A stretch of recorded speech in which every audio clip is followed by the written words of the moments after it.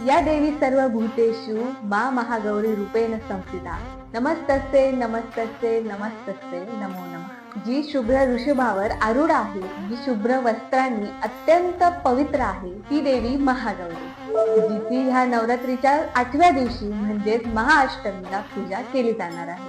भगवान शंकराला पती म्हणून मिळवण्यासाठी देवी पार्वतीने कठोर तपस्या केली।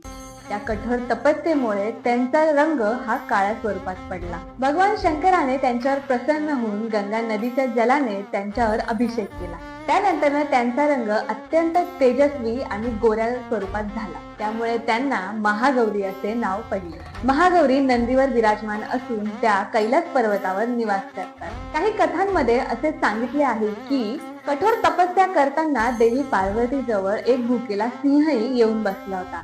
त्यांच्यासोबत सिंहाने देखील कठोर तपस्या केली, त्यामुळे सिंहाला देखील त्यांनी त्यांचे वाहन म्हणून स्वीकारले। देवी महागौरी ही चतुर्भुजधारी आहे। त्यांच्या 2 हातात अभय मुद्रा, वर मुद्रा तसेच डमरू आणि त्रिशूल धारण केलेले असते। महागौरी नेहमी शांत आणि करुणामय मुद्रेत असते, त्यामुळे तिची उपासना केल्याने भक्तांना त्यांच्या आयुष्यात अलौकिक सिद्धी प्राप्त होते। अशाच नवनवीन माहितीसाठी लाईक करा, शेअर करा, सबस्क्राईब करा आणि पाहायला विसरू नका SN24 महाराष्ट्र।